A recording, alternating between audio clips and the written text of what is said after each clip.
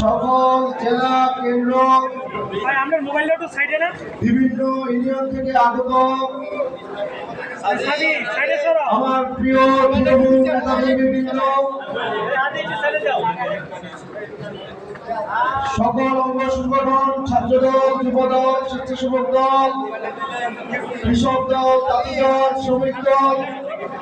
আমার প্রিয় মহিলা দল সহ আমার সামনে উপস্থিত কারা নির্যাতিত নেতাকর্মীবৃন্দ, প্রিয় এলাকাবাসী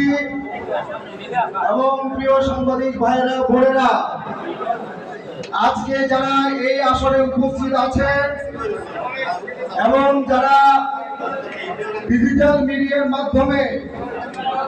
দেশে এবং দেশের বাইরে আমাকে শুনতে পাচ্ছেন, সকল জাতীয়তাবাদী দলের শহীদ জিয়ার আদর্শের সৈনিকেরা